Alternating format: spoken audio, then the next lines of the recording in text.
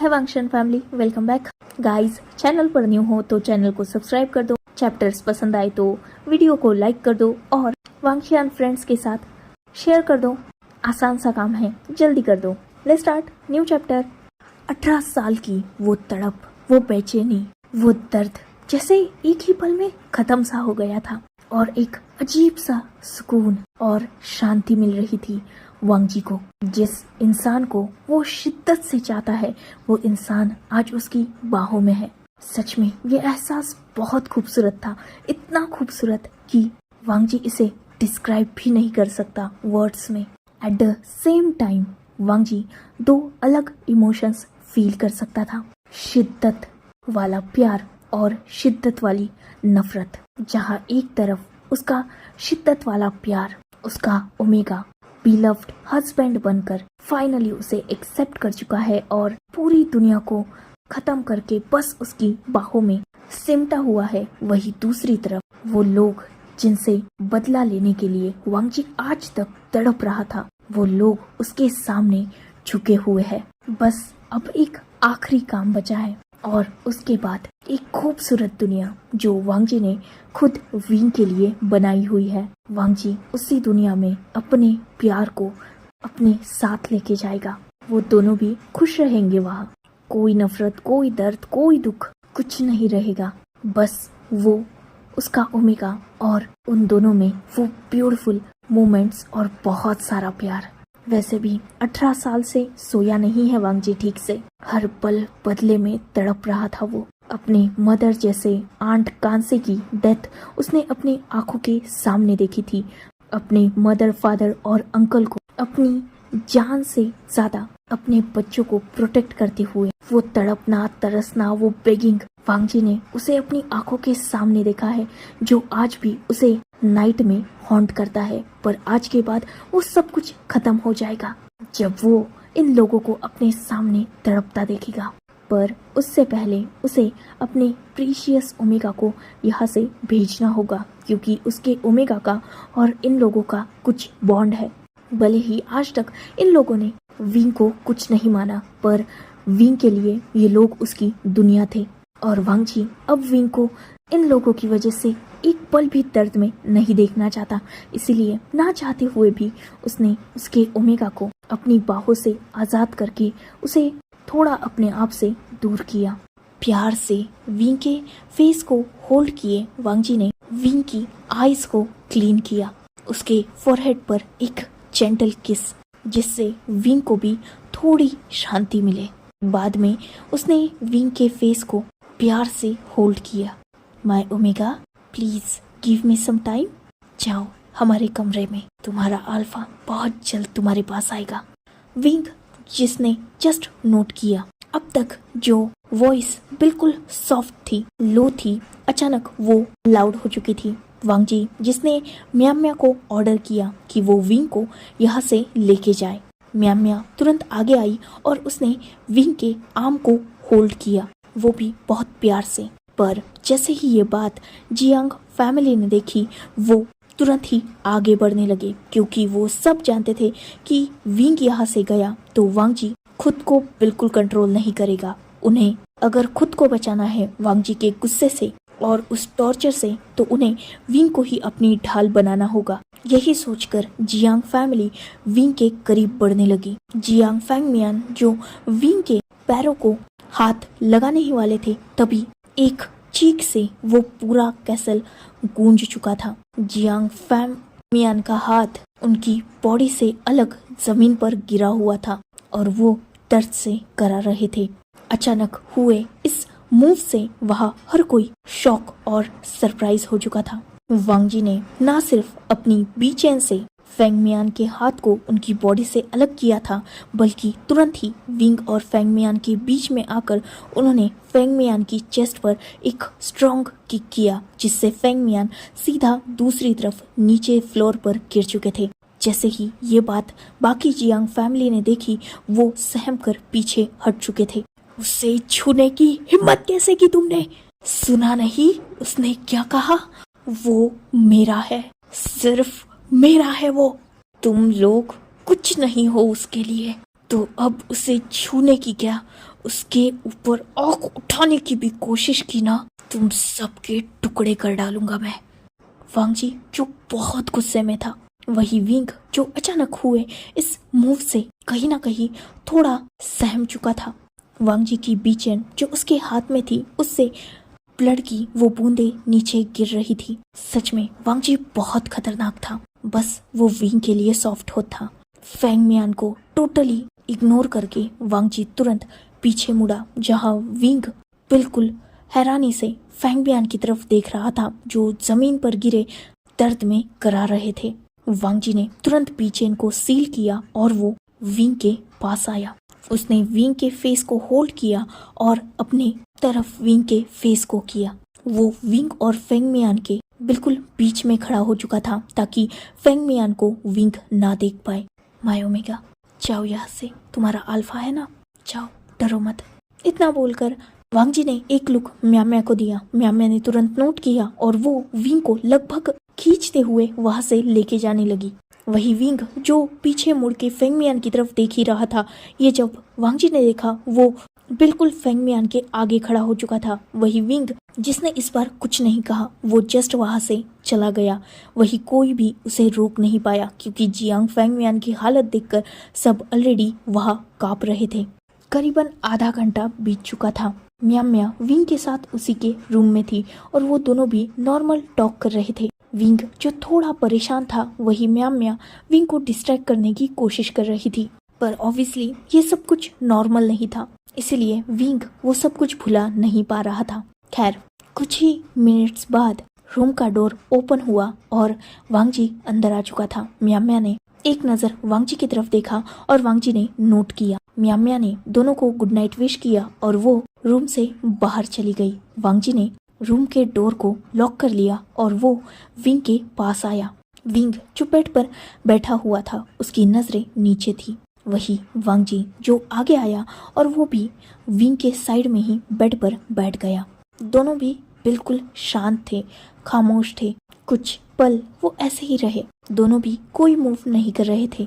पर थोड़ी देर बाद ही वांग जी ने विंग को होल्ड किया और उसे अपने पास खींचा, बिल्कुल अपने करीब।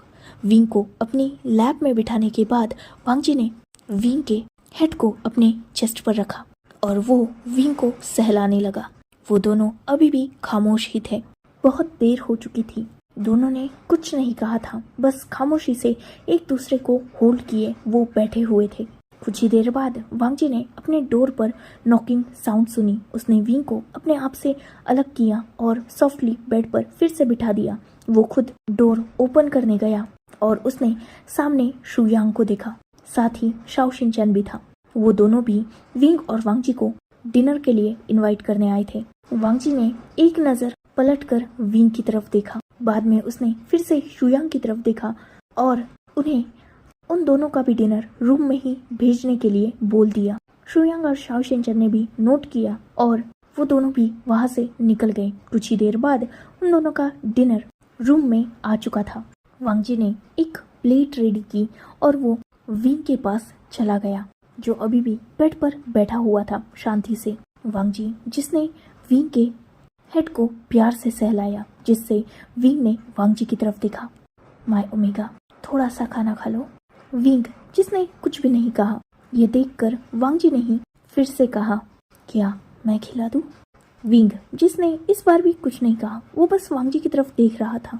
वांग जी ने एक डीप ब्रीथ ली और उसने एक स्पून में फूड लेकर विंग की तरफ बढ़ा दिया।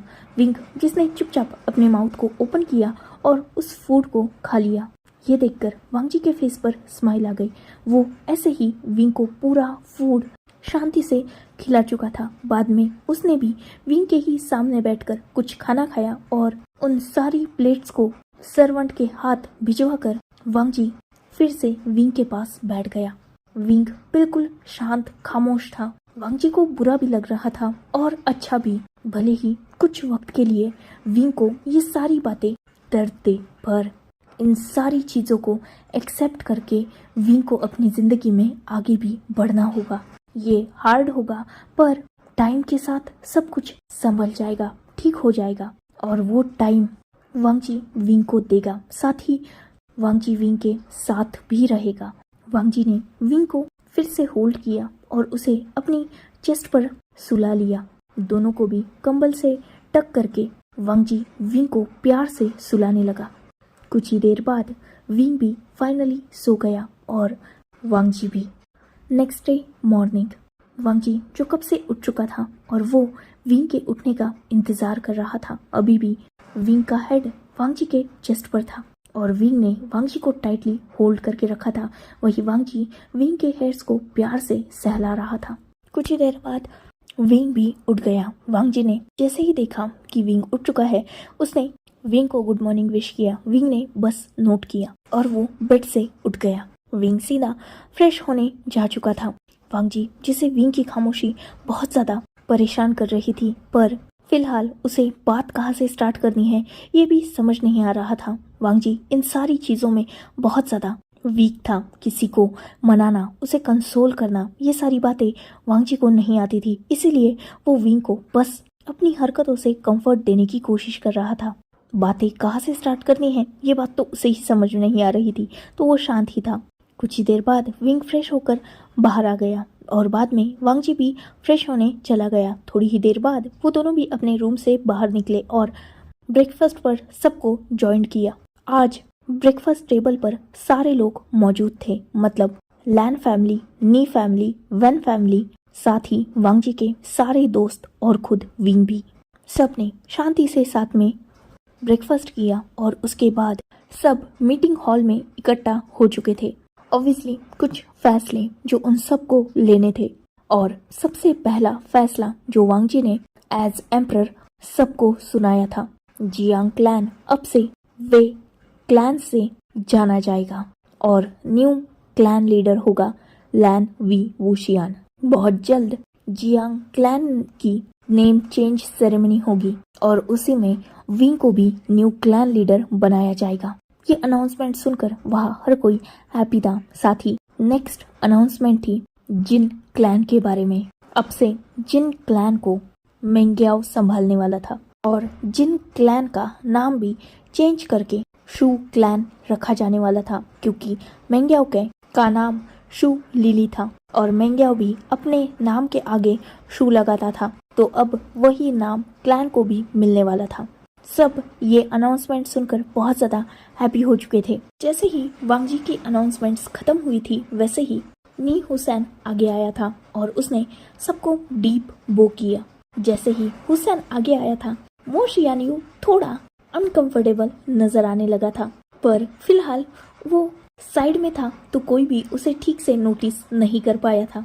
हुसैन जिसने एक नजर मो शियानयू पर डाली और बाद में उसने फिर से मेंग्याओ को डीप बो किया और सीधा मेंग्याओ से मो शियानयू के और अपने रिश्ते की बात की। ये बात सुनकर वहाँ हर कोई शॉक था, पर वांग जी के फेस पर एक सॉफ्ट स्माइल थी।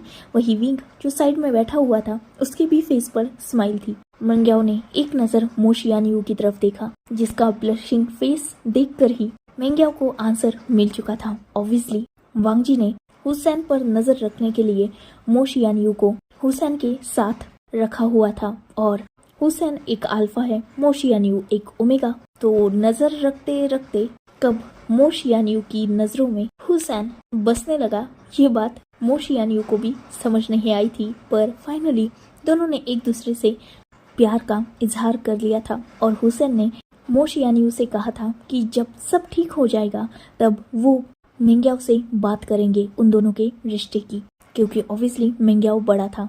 मेंग्याओ जो अपने भाई की हैप्पीनेस चाहता था, उसने तुरंत ही इस रिश्ते को एक्सेप्ट कर लिया और उन दोनों की शादी फ्यूचर में होगी, ये बात अनाउंस हो गई। अब एक ने हिम्मत की थी तो दूसरे की भी हिम्मत बन चुकी थी।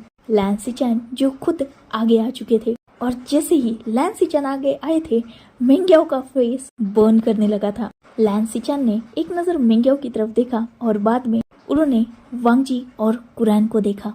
कुरैन जिनके फेस पर स्माइल थी, वही वांग जी भी मुस्कुरा रहा था, क्योंकि ऑब्वियसली वो दोनों भी लैन सिचैन के और मेंग्याओ के बारे में जानते थे। मेंग्याओ का भी हाल सेम ही था, वो भी सिचैन पर नजर रखने गया था, पर उन्हीं की नजरों में कैद होकर उन्हीं का ओमेगा बनने के लिए रेडी हो चुका था। सिचैन ने भी अपने और मेंग्याओ के बारे में सबको अनाउंस किया। पर अब प्रॉब्लम हो चुकी थी, क्योंकि अगर सिचैन मेंग्याओ से वेडिंग करेंगे तो ऑब्वियसली मेंग्याओ को अपना क्लैन छोड़कर लैन क्लैन में आना होगा, क्योंकि सिचैन लैन क्लैन के लैन क्लैन लीडर है और सिचैन अपनी पोस्ट नहीं छोड़ सकते।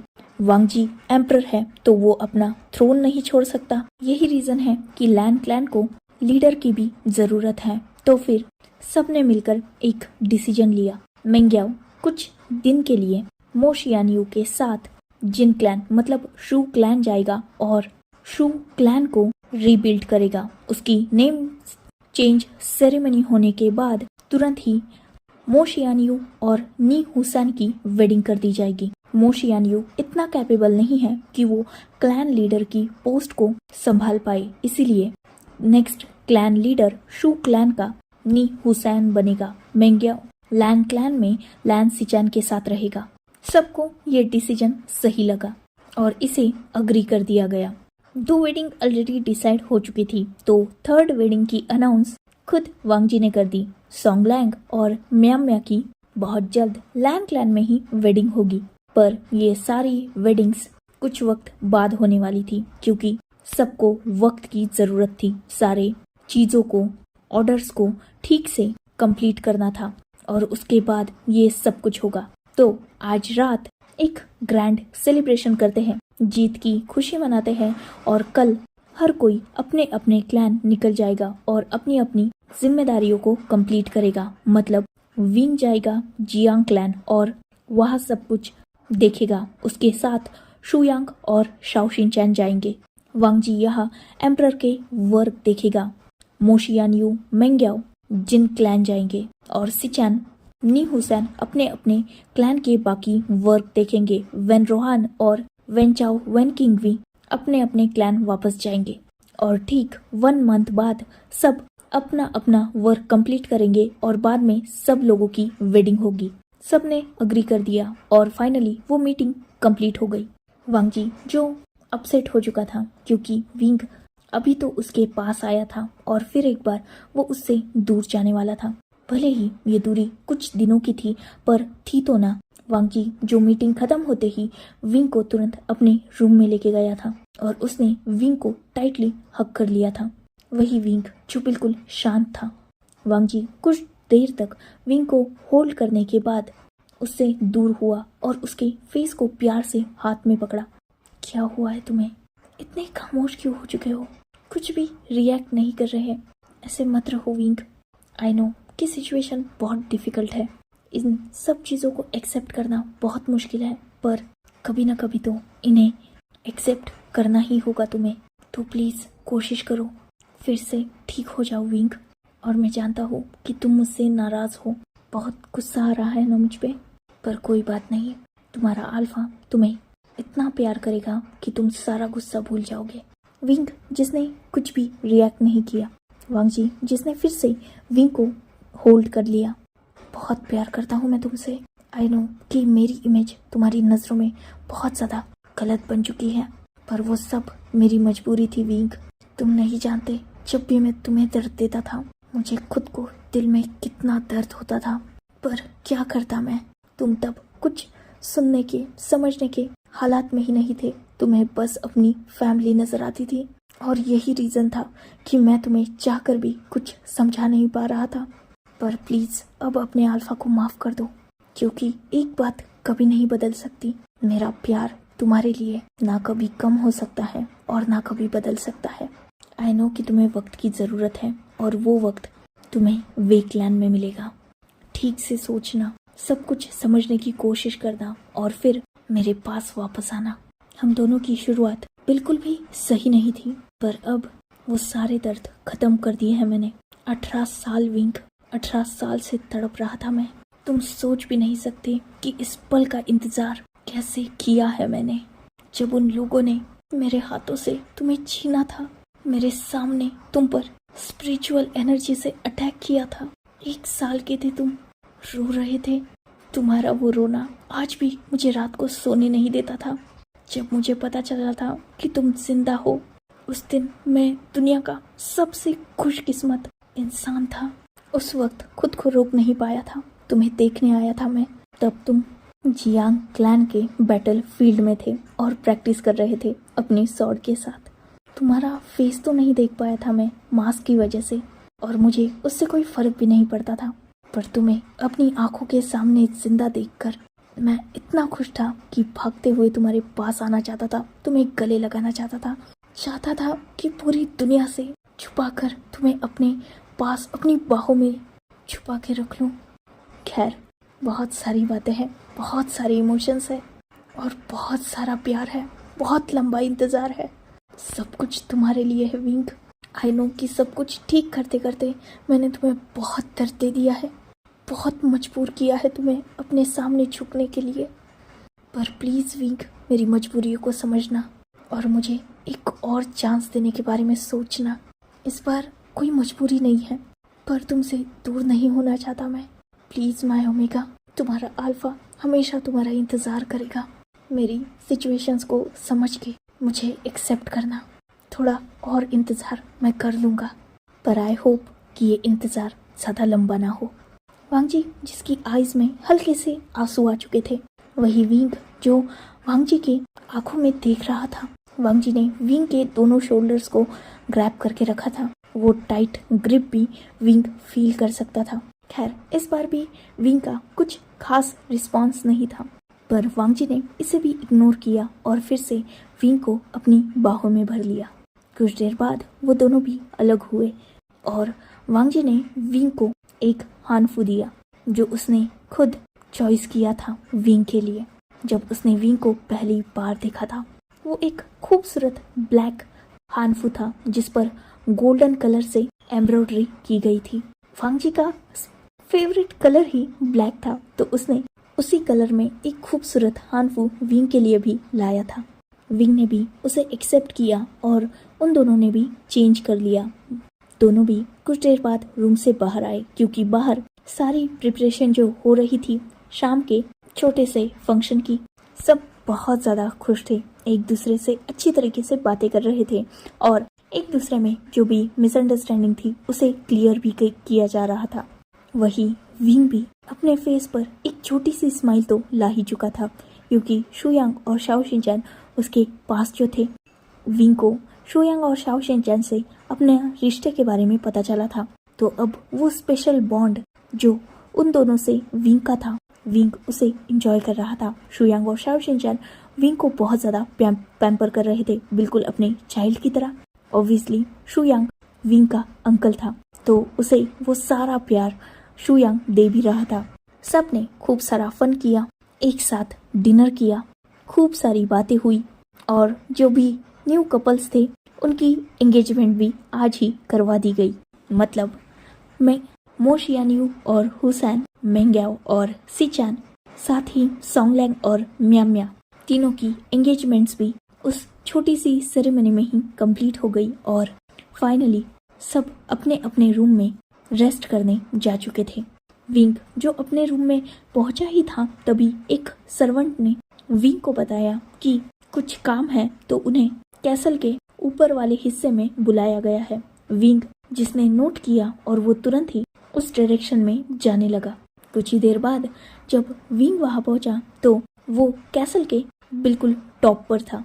खूबसूरत खुला आसमान और सामने एक ब्यूटीफुल व्यू, हर तरफ रोज पेटल्स और ब्यूटीफुल फ्लावर की डेकोरेशन और बहुत सारी कैंडल्स। विंग जो थोड़ा कंफ्यूज हो गया और इससे पहले कि वो कुछ कर पाता, एक टाइट ग्रिप उसे फील हो चुकी थी। वांग जी जिसने विंग को पीछे से अपनी आगोश में भर लिया था, विंग जिसने बस एक डीप ब्रीथ ली, वही वांग जी जिसने अपने चिन को विंग के शोल्डर पर रखा हुआ था। क्या ये खूबसूरत है? विंग जिसने बस नोट किया। वांग जी के फेस पर स्माइल आ चुकी थी। उसने विंग की बॉडी पर अपनी ग्रिप को और भी ज्यादा टाइट किया। माय ओमेगा, एक्चुअली आज मैंने कपल्स को देखा, उन सब की एंगेजमेंट थी तो उन्होंने एक दूसरे को रिंग दी, पर हमारे साथ तो ऐसा कुछ हुआ ही नहीं। जो कुछ भी हुआ वो फोर्स से हुआ। तो मैंने सोचा क्यों ना एक खूबसूरत नाइट और एक खूबसूरत, इतना बोलकर वांग जी ने विंग के लेफ्ट हैंड को होल्ड किया और उसमें रिंग पहना दी।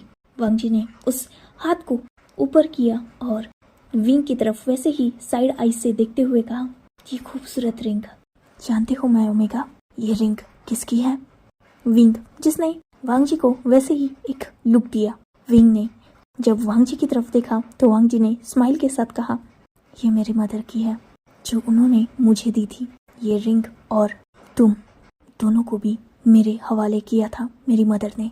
मैं आज तक इस रिंग को तो बहुत अच्छी तरीके से संभाल के रख रहा था, पर तुम अभी अभी मुझे मिले हो। मैंने तब तुम्हें खो दिया था पर फिर एक बार पा लिया है, तो अब इंतजार नहीं करना चाहता था, इसलिए ये तुम्हें दे रहा हूँ।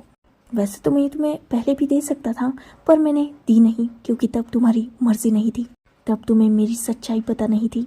आज भी देखा जाए तो मैंने तुमसे कुछ भी पूछा नहीं है और ना तुमने मुझसे कुछ कहा है, पर कहीं ना कहीं मुझे लगता है कि अब हम दोनों में सब कुछ ठीक हो ही जाएगा, सब कुछ ठीक हो जाएगा, और उसी की एक न्यू स्टार्टिंग ये खूबसूरत रात और इस खूबसूरत रिंग के साथ। तो बताओ कैसी लगी तुम्हें? विंग, जिसने बस एक हल्की सी स्माइल की। वांग जी ने विंग को अपनी तरफ टर्न किया और उसके दोनों हाथों पर किस किया। उसे अपनी तरफ खींचते हुए उसने विंग की वेस्ट को होल्ड किया और उसकी आंखों में देखते हुए कहा, माय ओमेगा, कब तक खामोश रहने वाले हो? कुछ तो बोलो, चिल्लाना है चिल्ला लो, मारना है मार लो। आई नो कि मैंने बहुत ज्यादती की है तुम्हारे साथ, पर अब ये खामोशी मुझे बर्दाश्त नहीं हो रही। मैंने कितना कुछ कहा तुमसे, पर तुम कुछ कहना ही नहीं चाहते मुझसे। आखिर क्यों? क्या तुम ये सब नहीं चाहते? क्या तुम मुझे नहीं एक्सेप्ट करना चाहते? कुछ तो बोलो। कल मॉर्निंग में तुम्हें यहाँ से जाना है विंग, फिर एक बार मैं तुमसे दूर होने वाला हूँ। विंग, जिसने एक डीप ब्रीथ ली और उसने वांग जी के हाथों को अपनी वेस्ट से हटा दिया। वांग जी जो तुरंत ही विंग से थोड़ा दूर हो चुका था, विंग ने एक नजर वांग जी को देखा और वो टर्न हो गया, वो आगे की तरफ चलने लगा। सच में वो व्यू बहुत ज़्यादा ब्यूटीफुल था और सब कुछ बहुत अच्छी तरीके से डेकोरेट किया गया था। वही वांग जी जो अभी भी वैसे ही वहाँ खड़ा हुआ था। विंग चलते चलते बिल्कुल रेलिंग्स के पास आ चुका था। उसने एक नज़र सामने डाली और सॉफ्टली कहना स्टार्ट किया, उस रात सच्चाई जानने के बाद पहले तो मुझे यकीन नहीं हो रहा था, और बिलीव मी, मुझे अभी भी यकीन नहीं हो रहा। क्या करूं क्या नहीं, क्या बोलना चाहिए, कुछ समझ नहीं आ रहा। एक ही पल में सारे रिश्ते टूट गए और जिसे मैं दिल से नफरत करने लगा था, वो इंसान बहुत, मतलब टू बी ऑनेस्ट, मैं एक्सेप्ट नहीं कर पा रहा। डर है मुझ में। आपने जो कुछ भी किया, उन सारी हरकतों को एक्सप्लेन करने के बावजूद भी पता नहीं क्यों मैं कैसे समझूं, मुझे नहीं समझ में आ रहा। आपने जो किया वो बिल्कुल सही था, मैं आपको गलत नहीं कह रहा। हाँ, शायद आप ये मुझे पहले बताते तो नहीं एक्सेप्ट करता मैं। तो आपने सही किया। सीधा जियांग फैमिली की असलियत उन्हीं के मुंह से जब मैंने सुनी, तब मुझे उस पर यकीन हुआ। अगर वो आप मुझे बताते तो नहीं यकीन करता मैं। पर टू बी ऑनेस्ट, मैं बहुत हर्ट हूँ। विंग, जिसने वांग जी की तरफ टर्न किया था, उसकी आंखों में आंसुओं की हल्की सी परत वांग जी ने जब देखी, वो तुरंत ही विंग के करीब बढ़ने लगा। विंग ने अपनी बात को कंटिन्यू करते हुए कहा, मैं बहुत हर्ट हूँ अल्फा, आपकी वो सारी हरकतें बहुत हर्ट कर चुकी है मुझे। ये सुनते ही वांग जी, जो अभी विंग से करीबन 4 कदम दूर था, वो अपनी ही जगह रुक गया और विंग की तरफ देखने लगा। आई नो कि आपके पास भी कोई रास्ता नहीं था, पर आपकी उन सारी हरकतों ने मुझे बहुत डीपली हर्ट कर दिया है। आप नहीं सोच सकते अल्फा, कितनी बार टूट चुका हूँ मैं। आपकी उन बातों ने बहुत डीपली अंदर तक कुछ तोड़ दिया है। आपका मुझे फोर्स करना, फेडिंग करना, वो सब तो ठीक था।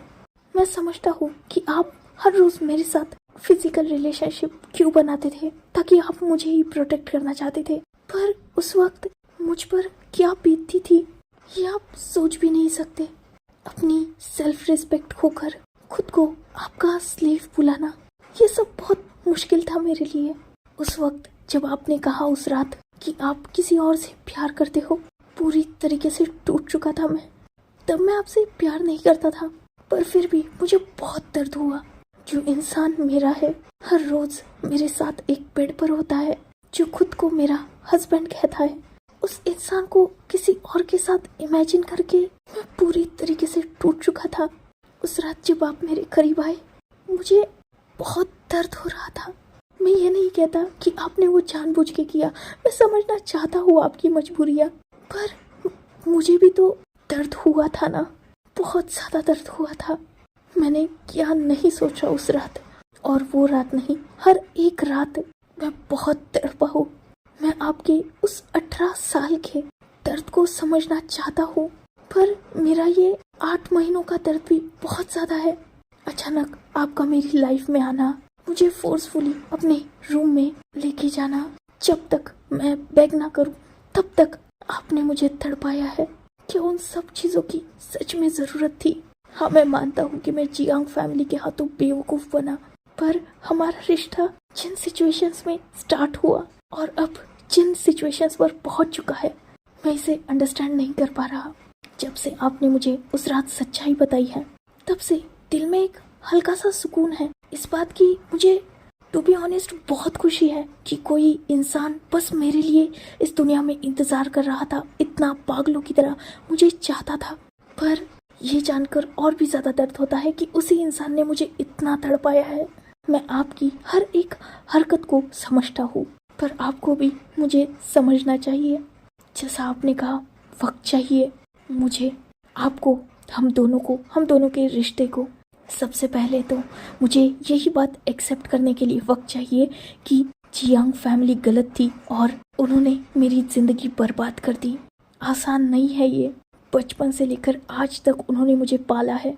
हाँ, चाहे रीजंस कुछ भी हो, पर झूठा ही सही प्यार था। तो प्लीज़ मुझे वक्त दीजिए। जैसा कि आपने कहा, कल मुझे जाना है।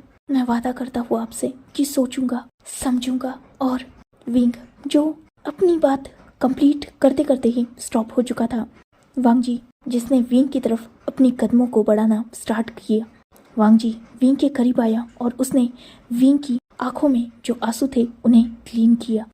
और क्या आओगे मेरे पास, या फिर छोड़ देना चाहते हो मुझे? क्या मुझे रिजेक्ट करना चाहते हो तुम? नहीं चाहते मेरा साथ अपनी ज़िंदगी में? बोलो विंग। मैं नहीं जानता अल्फा, मैं नहीं जानता कि कितना वक्त लगेगा सब कुछ समझने के लिए, कितना वक्त लगेगा सब कुछ ठीक करने के लिए। जितना चाहे उतना वक्त ले लो, पर प्लीज़ वापस आना। प्लीज़ भाई ओमेगा, मुझसे दूर मत जाना। 18 साल से तड़प रहा था मैं, जब से तुम आए हो तब से सुकून आने लगा है, और फिर से तुम चले जाओगे तो मैं मर जाऊंगा विंग। सच में मैं मर जाऊंगा, क्योंकि तुम इकलौते बचे हो अब मेरी जिंदगी में। मैं बहुत कुछ खो चुका हूँ, कहा जाए तो लगभग सब कुछ ही खो चुका हूँ, फिर भी जिंदा हूँ क्योंकि आज तक बदला लेना चाहता था, पर आज फाइनली वो बदला भी खत्म हो चुका है। उन लोगों को सजा दे के आया हूँ मैं आज। सुकून है मुझे आज। पर आज अगर तुम मेरी जिंदगी से चले जाओगे ना, तो कोई मकसद नहीं रहेगा मेरी जिंदगी में। आज तक बदले के लिए जीता आया, तुम जिंदा हो ये पता चला तो तुम्हें प्रोटेक्ट करने के लिए जीता आया हूँ, पर अब सब कुछ खत्म हो चुका है विंग। तुम अब एक आखिरी उम्मीद हो मेरी, और तुम नहीं रहे तो ये लानवांग जी मर जाएगा विंग। मैं ठीक है, ना तुम्हें फोर्स करूँगा ना तुम्हें प्रेशराइज करूँगा। मेरे बारे में मत सोचो, मैं अपना देख लूँगा। तुम बस खुद के बारे में सोचो। सोचो कि क्या तुम अपनी लाइफ में मेरा साथ चाहते हो? क्या तुम मेरे साथ खुश रह पाओगे? जैसे मैंने बहुत कुछ सहा है, तुमने भी बहुत कुछ सहा है, तो ठीक है, मैं तुम्हें वक्त देता हूँ और तुम मुझे वक्त दो। ठीक 1 मंथ बाद हम फिर एक बार मिलेंगे, तब तुम अपना फैसला मुझे बताना। अगर मेरे साथ रहना चाहो तो वो खूबसूरत दुनिया जो मैंने सिर्फ तुम्हारे लिए बना के रखी है, हम दोनों उसमें जाएंगे।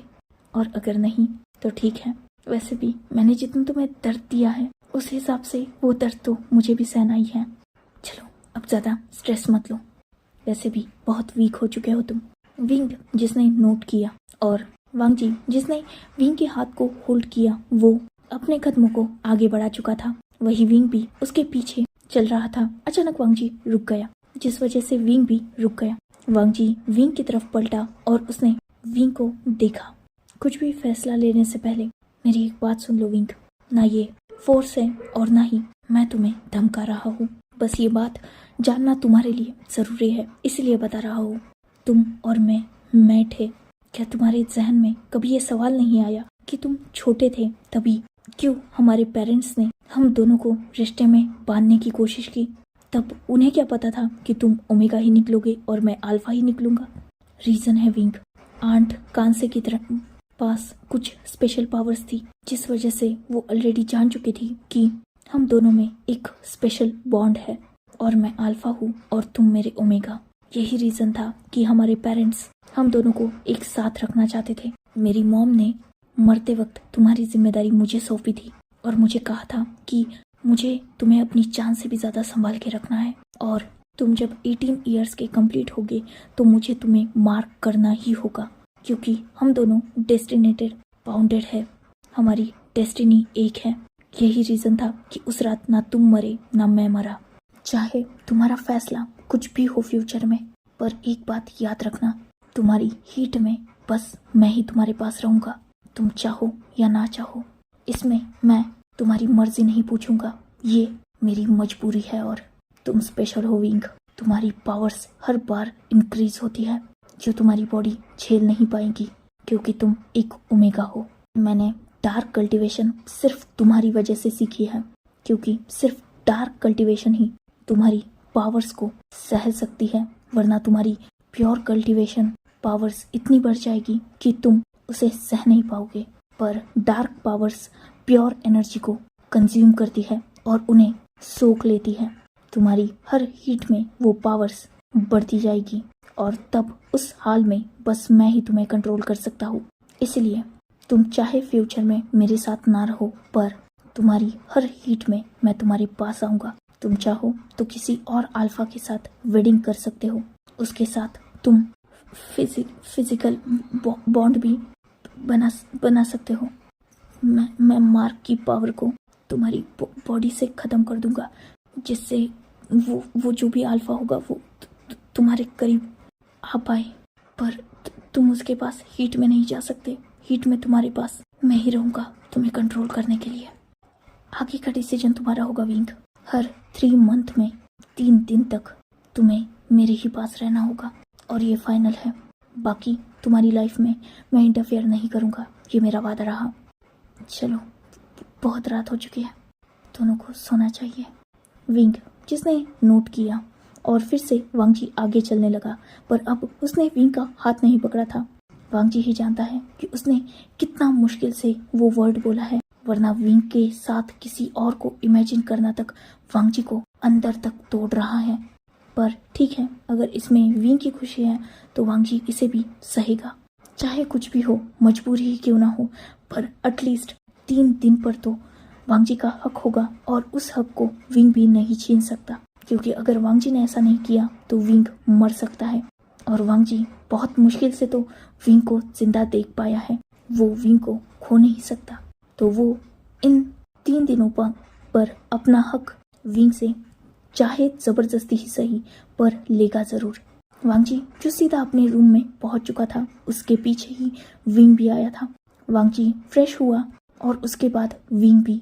वांगजी जिसने बेड पर से कुशन और ब्लैंकेट को लिया और वो सीधा काउच की तरफ चला गया। विंग इसे देखकर कंफ्यूज हो चुका था, क्योंकि अब तक तो वो और वांगजी बेड शेयर करते थे।